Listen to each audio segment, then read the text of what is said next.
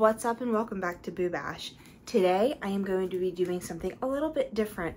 I posted on my Instagram a couple days last week about ask me questions, ask me anything. I'm going to answer your questions on video. So I wrote them all out because there were so many on my phone that I kept like getting lost in the cards. I would like keep scrolling and then there were some repeats and duplicates and all of that. So I just figured it's easier to write them out on note cards. So I have 20 some, so I'm gonna get through them and let's get answering. So my first question is, what was your favorite Disney trip? Honestly, I have to say the trip that we took for our honeymoon. So when Greg and I got married in 2019, we actually pushed back our honeymoon to January because with living in Pittsburgh and living up north, we knew the wintertime was gonna be kind of gross. And we decided to go away for our honeymoon when it was gross because we went to the Caribbean and we went to Disney. And that trip was so magical. We stayed at the Polynesian for 3 days. We got to see the Festival of the Arts. We park hopped. We ate to our heart's content. I would do it all over again in a heartbeat. So that was probably by far my favorite Disney trip. Next question is, can you share your routine to stay accountable to yourself? There's a couple different things that I do for that. Number one, I write things down, I check them off as I go along. If I don't do that, then I am most likely going to forget what I need to do that day and I just won't do it. The other thing that I do to help keep myself accountable with everything is I check in with people. So if it's with therapy sessions, obviously the owner of the practice can check my schedule and see what I'm doing. As far as eating, my husband and I hold each other accountable. Greg and I check each other. We kind of call each other out if we need to and keep each other accountable in that way. And then the final way that I keep myself accountable is I check in every day with the girls in my fit gym. And I am live every day. I'm checking in one-on-one with each of them. And that way it's a way to keep me accountable while keeping them accountable. I mean, what kind of person would I be if I didn't do my own care and take care of myself that way? Next question is my favorite cocktail and my favorite mocktail. So I think my favorite cocktail right now is a margarita. I have been digging all of the margaritas in Texas. Texas knows how to do a good margarita. And then as far as my favorite mocktail, I get mango juice from Trader Joe's and then I will mix that with pineapple sparkling water. And the two of them combined taste like it should be a fruity little drink with an umbrella in it, but there's no alcohol in it whatsoever. So mango juice and pineapple sparkling water. And you can just mix them however you like. I like half and half. Some people like a little more sparkling and bubbles. Other people don't. Next question is my favorite sports team and why? Hands down, Pittsburgh Penguins. Love hockey. We're a hockey family through and through. And I wish I could see the Penguins a lot more often. Now I'm just gonna have to drive up to Dallas to see them. Next question is, what is the thing you like living most about, or what is the thing you like most about living in Texas? The sun. I love it. I like that we have more sunny days than no sunny days. We've got blue skies and white puffy clouds, and my demeanor has just gotten better since we've been in Texas. I've always struggled when we were in Pennsylvania with the dreariness and the gloominess, and I felt it. It impacted me, so I'm so glad that we are now in Texas for the sun. Next question is, what is your absolute favorite dish to make and what is the recipe? My absolute hands down favorite dish that I make is a chicken pot pie, but with an Italian twist. I use pasta and mozzarella cheese with it. It's kind of weird and complicated to try to give you the recipe. So if you guys want to see it, I'll actually make a video and walk you through the entire thing. Not the most healthy thing in the world, but sometimes, you just need to go with that good old comfort food and some days you need it and that's okay. Next question is, what is your favorite app on your phone? Disney Magic Kingdoms. It is a game that I've played for about 5 years. I've played it ever since it came out. I want to say maybe 5 years ago, 5.5, 4.5? Whenever Disney Magic Kingdoms came out is when I started playing it. You create characters, you go on quests, you try to beat the villains. I love it. It's such a fun game. It can cause some stress because there are time limited events, and there are days where I am on my phone trying to win an event, but for the most part, it's very laid back, at your own pace, and it's a little touch of Disney magic to my days. Next question is, what is your best joke? I don't have any. I stink at jokes. I mean, I guess I could say, you know, the Jungle Cruise backside of water would be the best one that I like to use, but I'm not really funny and I'm not really good with jokes. Next one is, if you could spend 1 hour with one person from history, who would it be and why? Cleopatra, Queen of the Nile. Growing up, I've always been completely and utterly fascinated by ancient Egypt and the pharaohs and the Nile and all of that. And I would love to spend an hour with Cleopatra just to, what's going on, how she ran her kingdom, and everything like that would be fascinating to me. Next question is, what is your favorite YouTube channel to binge? Either Dr. Sandra Lee, Dr. Pimple Popper, or Disney Food Blog. It depends on my mood. Some days I love a good blackhead or a good cyst. I'm a popaholic like that. But then other days I kind of just want to go down the rabbit hole of all things Disney and what's new and all of that. What would you tell the 21-year-old version of yourself? Go easy on yourself. Take a break, take a chill pill, take a step back and relax. You know, whenever you're in your early 20s, and I tell this to therapy clients and coaching clients that I have now, sometimes you feel like you need to have all the answers and you need to be perfect and you need to have everything figured out. At 32, I'm still figuring some things out, and that's okay. That's what life is about. Life is about figuring it out and going. And I think I would tell my 21-year-old self to, you know, take a minute, take a step back, and it's okay if you don't have all the answers or don't have all of the things.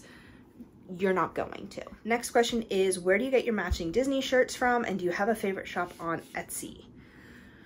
To answer the second one, I don't really have a single favorite shop. As far as Disney stuff goes, Mouse Fitters for my ears and Handmade by Curry for all of my scrunchies and headbands are my favorite Etsy shops ever. I'm always getting stuff from them. But there's really not like a shirt Disney shop that I absolutely like die for. But some of them are like Stewart Avenue, Lake Buena Visitors, Coffee and Castles and Coffee, Lost Brothers. There's a bunch of different Etsy shops that I've bought shirts from and I really, really like them, but there's not really like one that I just die for, if that makes any sense. But I have gotten matching shirts at all of those other shops. I think our favorites are, Greg and I each have matching Mandalorian t-shirts. I love them. Next question is, and I'm dropping my cards now, what is one thing you're looking forward to the most in 2022? Honestly, what we're calling our Whirlwind East Coast tour. So we have a cruise booked for August for my birthday. We're going to be in the Bahamas on my birthday, which I'm so excited about. But the Friday before that, there was a concert that got rescheduled from 2020 to 2022, and it's that Friday. And Greg and I will then be flying from Houston up to Pittsburgh to go to the concert, and then from Pittsburgh down to Orlando to cruise and be gone for a week on the cruise. And I'm super pumped by that because both the concert and the cruise were supposed to be in 2020 and got pushed back. Next question is, what does a typical day in your work week look like? You mean other than busy? So a typical work day looks like me getting up around 7 o'clock in the morning. I always spend a few minutes in bed snuggling with Muffin. Then I get up, I get my Energize, which is my pre-workout in, say hi to my husband because he usually starts work at 8. And then I will get my workout in. I check in with my fit gym and with all of my girls, and whoever's on my schedule to be checked in with one-on-one that day is when I'll check in with everybody, see what they need, help them out, and do all of that. And then I start to get ready for work, and I head into my office around 10 o'clock because my first session is usually at 11, and then I work from 11 to 7 pretty much straight. If you've ever done therapy, you'll know that most sessions are 50 minutes long. So I do have 10 minutes here and there throughout the day that I'll get lunch. I will run to the restroom. I get back to people if they need me. Sometimes my accountability group and my challenge groups, sometimes people reach out to me for things, and if I have time throughout the day, I respond back to them on that.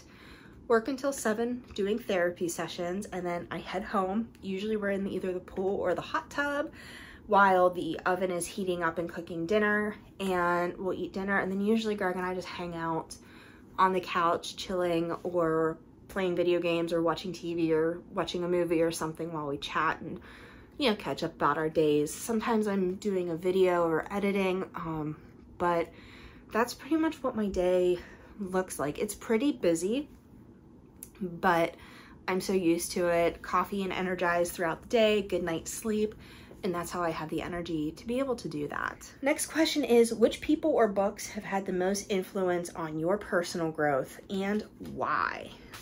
Couple different things. I just finished reading the book Miracle Morning, and that was amazing on how they break down the morning, priorities, all of those things. Another one that has really kind of shaped me is The Body Keeps the Score by Bessel van der Kolk. Just because, you know, things like stress and trauma can become physical. If we're not careful, the mental can become the physical. And that was a huge thing for me with both of my jobs, both therapy, mental health, and with coaching, because we need to check in with ourselves, and it's very important to see what we're doing, how we're doing, check in physically, mentally, emotionally, because those three are all so tied together. If one's lacking, the other two are going to have to work to keep up with it. So that has been hugely influential for me, and just making sure I'm taking care of myself. Next question is, what is the best and worst purchases you have ever made? Oh boy. When I was in college, I want to say maybe it was like my first year of grad school, I got a student loan payment refund. And they do this when you're in grad school. A lot of times what will happen is you get more money than you need for the semester taken out or paid out by the loan, and then it gets given to you to either send back or use for living expenses if you can't work during school and everything, because grad school is pretty busy. And me being me and being the impulsive 20-something-year-old that I was, fell in love with the Vera Bradley Baroque pattern. It was the one that was like the black and the green and the gray. I fell in love with the Vera Bradley stuff, and I went a little crazy and I bought every single thing that was in that pattern. Whether I absolutely needed it or not, I didn't need 99% of it. And looking back, I use them, and I'm so happy that I have some of those products, but did I really need to buy everything at that point? No, I didn't. And I wish I could go back and tell, I think 22-year-old, 23-year-old Jalaine not to do it. As far as best purchase ever, I would say anything related to the wedding. Especially like Greg's wedding ring and his wedding present, which was a watch. Just anything related to the wedding, I'm so glad that I did, and so happy I purchased. I wouldn't change a thing. My wedding was really, truly my dream wedding. Next question is, what is the best thing someone can do to increase motivation when it comes to exercise? Well, first off, I'm going to do a shameless self-plug here and say join my fit gym, because you'll get motivation left and right there.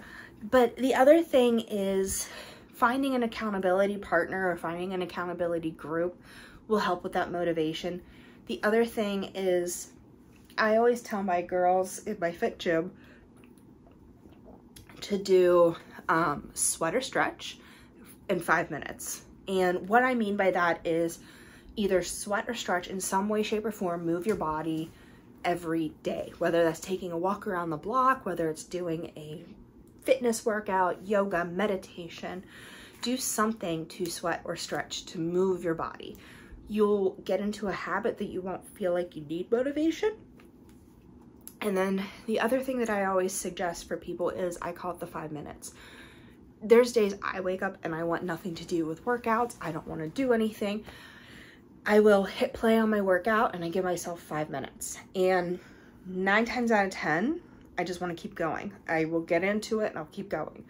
But there are those couple times where I get 5 minutes into it and I'm just done. I am not into it. I'm not feeling it. And that's okay. What I usually do at that point is I will stop whatever workout I'm doing and throw on like a 10-minute yoga just to stretch. Because if you've already started warming up, you want to make sure you're cooling down so that you don't have any injuries. But it's okay to have that for the day. The big thing is though, is keep going the next day and maybe do 10 minutes if you don't want to do 5. You'll get to a point where it's not necessarily motivation, it's more of a discipline to just do it and go. And one thing that I like to do is I like to do my workout before my brain's really fully awake. If my brain is at all awake whenever I'm doing my workout, like if I would try to do it when I get home from work, my brain's gonna be like, you could be doing other things. You could do, you know, the laundry that you never do, or that random box that has been sitting there ever since you moved, all of a sudden needs unpacked right now. You know, you find every reason not to do it. So I like to do it before my brain's even fully awake. Thinking of booking a trip to Disney World, when is the best time to go to avoid big crowds? Go in the off season. And what I mean by that is go when kids are in school. Our favorite time to go is either the 2nd or 3rd week of April, usually over my husband's birthday and the week right after, because spring breaks go up until the 1st week of April for colleges. Kids are back in school by that point. So you really only have, you know, like the locals or people from out of the country that are there at that point. And it's a lot lower crowds, a lot more chill, all of that. The weekend that we were there for my birthday, I think the wait for Seven Dwarfs was like 40 minutes, which is ridiculously unheard of for the Magic Kingdom. The other time that we're planning on going is next year. We're going in the middle of May. Again, kids are still in school, college kids are still in college. Everybody's getting ready for the end of the year, but nobody's traveling for Memorial Day yet and nobody's out of school. So parents aren't going to pull their kids out and all of that, so it'll be a lot lower. So my suggestion for that one would be look when kids are in school and go during those times if you're able to. Next one is what are your favorite fall must-haves when it comes to fashion and accessories? I can tell you what it was for Pittsburgh. As far as Texas, this is my first fall in Texas. So wedge sneakers definitely, and then I love a good skinny jean or legging with a Spirit jersey. I'm all about comfort while being cute, and that's just the perfect fall look for me. I'm not a huge accessory person. I would say a cute fall scrunchie maybe, but I very rarely wear necklaces or jewelry or anything like that. So for me, that's not really a thing. It's more the cute sweater, cute Spirit jersey with the leggings and wedge sneakers. How did you start eating healthier and still enjoy the cocktails? Good question. It's all about the balance. The diet plan that I follow, and it's really not even a diet plan, it's more of a nutrition lifestyle that I follow. It does not focus on diet, because whenever you think about diet, you know, you think about restricting or all of that, and that doesn't work. Anytime anybody diets, they end up falling off the wagon, so to speak, right? So look at it as a lifestyle change. I started by cutting out extra sugar, chocolate, chips, things like that that I absolutely did not need. Part of the solution pack that I have with my Fit Gym and all of that, it teaches you what are the good foods to have, what are healthy recipes, what are better alternatives, and then also it builds in flexibility so that you can have cocktails, you can have macaroni and cheese, cookies, cake, wine. You can have all of those things because the focus is on eating clean, real foods, and then having that space for all of the treats and goodies and working them in. So for example, a typical day of eating for me looks like I get up and I have my Energize before my workout. After my workout, I'll create a fruit smoothie for myself with our superfoods powder, collagen, greens, almond milk, and that's my breakfast. I'm not a huge breakfast fan. And then for lunch, I usually have an H-E-B meal. So H-E-B is the grocery store in our area, and they always make these microwave meals that I get for lunch. And lately, I've been having this grilled chicken with cauliflower, broccoli, and carrots with like a scampi butter, like an herbed butter over top of it. And I love that. I've been having that for lunch probably almost every single day. And I mean, you have the flavor, and yeah, it has a little bit of butter in it, but it's not like I'm eating mac and cheese or McDonald's or anything like that every single day. So I'm still getting the whole real food into my system. And then I'm not a huge snacker anymore. I used to be. And then I essentially did what I call a 21-day cleanse. Essentially, it is a total reset of your system. You can take out all the sugar, all the bread, all the dairy, all of those things, because if you have like almost a sugar addiction to it, it's impossible to reduce it because your brain thinks that you need it. So I did a total reset, a 21-day reset for my system, which got rid of all the snacking craves. And I didn't have any of those cravings, and I really haven't since then because I haven't introduced those back into my diet. So I did that, and then I get home from work, and for dinner, HEB also has baked meals. And again, I'm not super careful with them, but I am mindful of them. So I don't get things that have a ton of sauces or pastas or anything like that. One of the ones that I absolutely have been loving is a Parmesan feta spinach stuffed salmon with baby tomatoes, zucchini, and spinach that you bake. And then I have some Flavor God seasonings that I top that with. I love it. I love that particular meal. But that's the kind of things that I do for my meals and for things like that. Now, during the week or even on the weekends, if I want to have like a cocktail out by the pool, or if I want to have a glass of wine with dinner, I do that because I don't, you know, without that guilt, because number one, you've allowed yourself to do that. You're allowing yourself to enjoy life. We go out to eat, and, you know, I don't eat everything on the menu, and most of the time I skip appetizers and desserts, but then I don't feel bad about eating stuff. It's all about balance. So it's about letting yourself enjoy the things, but enjoying them in moderation, because that's when you lose control, is when you don't recognize that you can. Because how many times have we all done the I'm not eating ice cream for a month type thing, and then the moment we eat ice cream, we're inhaling a whole pint, versus if we want ice cream, letting ourselves have it and eating 3 or 4 bites and being done. So that's what I try to do. I try not to deny it myself. So if I have a craving for something, I'll get a little bit, and I'm usually fine. 9 times out of 10, I just want to taste something and I'm done. But if you have any other questions about that particular one, or you want to know more info, all the info is down below. I am looking for a bunch of people to take through November. I'm looking for 15 people for my November Fit Club. And if you're watching this and it's already November or it's after November, still reach out to me, because I do one every single month, and help one-on-one people along the way. So with the Fit Club, you get the online group, like the online gym. You get one-on-one times with me answering questions. You get resources like meal plans, recipes, cocktail recipes, dessert recipes. You also get the supplements, and you also get all of the workouts. So let me know if you want all of that, or if you want more info. Everything is down below as well. Next question is, when do you get ready for Christmas and any Thanksgiving plans? So usually for Christmas, it's the weekend of Thanksgiving is when I start getting ready. So what I will do is the weekend before Thanksgiving is when all the Halloween stuff finally comes down. Yes, I leave it up for 2.5 months. So September, October, and then half of November. We're Halloween family. It's who we are. We love it. And then Thanksgiving comes and goes, and then that weekend after is when I start decorating for Christmas. We've done so much travel this year, and realistically with getting time off of work, it just wasn't possible with because we are going up for a week and a half at Christmas. So what we actually did was we booked day before Christmas and day before Thanksgiving and day after at a local resort at one of the lakes in the area. And we're just gonna kind of have a staycation, but get out of the house so that we're not just staring at each other.